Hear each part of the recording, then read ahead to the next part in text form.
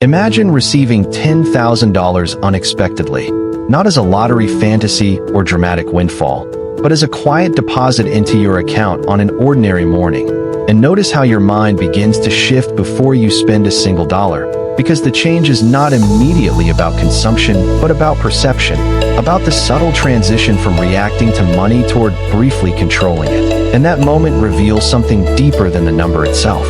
At lower financial levels, money behaves like a constant interruption, appearing only to solve immediate problems before disappearing again. So decisions are reactive and compressed in time. But when a threshold like $10,000 enters the picture, even temporarily, it creates a buffer that stretches time, and with more time between problem and consequence, thinking becomes less urgent and more strategic, which is why the same person can make completely different decisions under slightly different financial conditions. The core concept is not that $10,000 is a large or life-changing amount in absolute terms, because in many economic contexts it is not, but that it represents a psychological and mathematical threshold where volatility begins to decrease. And when volatility decreases, behavior changes. And when behavior changes, outcomes begin to diverge over longer periods. From a psychological perspective, scarcity narrows attention, forcing the brain to prioritize immediate survival variables such as bills, food, and short-term obligations, which reduces cognitive bandwidth for planning, comparison, or long-term optimization. But once a small surplus exists, even briefly, the brain exits pure scarcity mode and begins allocating attention differently. Not because the person has fundamentally changed, but because the environment has. This is where the math quietly reinforces the psychology, because financial systems are highly sensitive to timing, and timing improves when decisions are not rushed. So the presence of a $10,000 buffer reduces the probability of high-cost mistakes, such as late fees, emergency borrowing, or forced asset liquidation, and each avoided mistake compounds in a way that is rarely noticed, but consistently influential.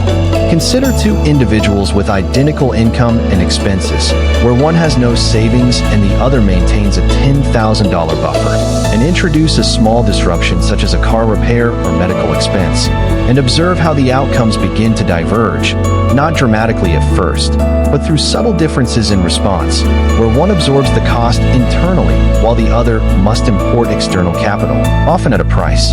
That price is not only measured in interest rates or fees, but in constraints, because borrowing reduces future flexibility, and reduced flexibility increases the likelihood of further reactive decisions, creating a feedback loop where the absence of a buffer amplifies instability over time. The mathematical structure here is simple but powerful, because volatility and compounding are inversely cooperative forces, where high volatility interrupts compounding and low volatility allows it to continue uninterrupted. So even a modest buffer like $10,000 acts as a stabilizer that protects the compounding process rather than directly accelerating it. This distinction is important because most people associate financial progress with growth rates, returns, or income increases, but in reality, preventing regression is often more impactful than accelerating growth, especially in early stages where losses carry disproportionate weight. From a systems perspective, modern economies are designed with built-in frictions such as transaction costs, penalties, and timing mismatches, and these frictions disproportionately affect individuals operating without buffers, meaning that two people participating in the same system are not experiencing the same system at all. When you have no margin, every friction becomes a cost, but when you have even a small margin, many of those frictions become avoidable, which effectively changes the rules of the game without changing the system itself. Historically, this pattern appears repeatedly across different economies and time periods, where small capital thresholds separate groups not by intelligence or effort, but by stability, and stability enables consistency, and consistency is what allows compounding mechanisms to function over time.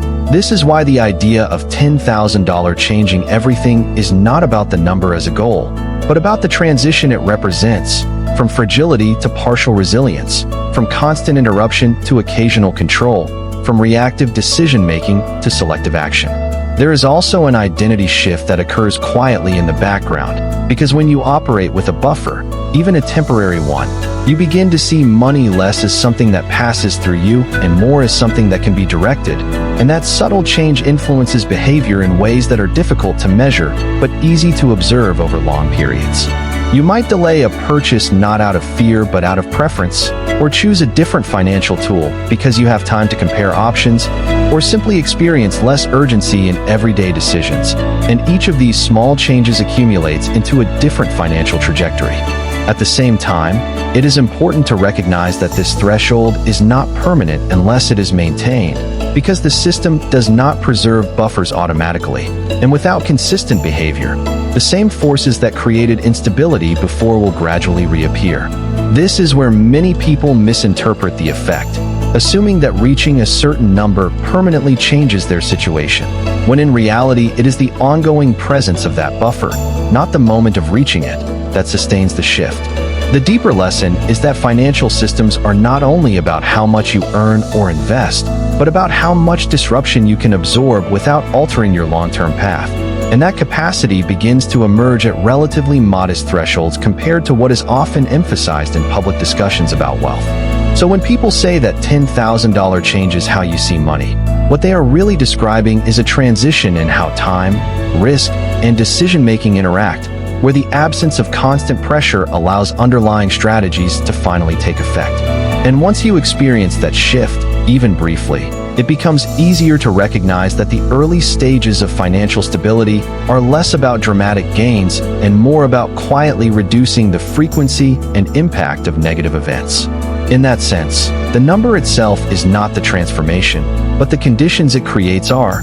And those conditions reveal how much of financial progress is shaped not by extraordinary outcomes, but by the steady removal of instability that was previously invisible.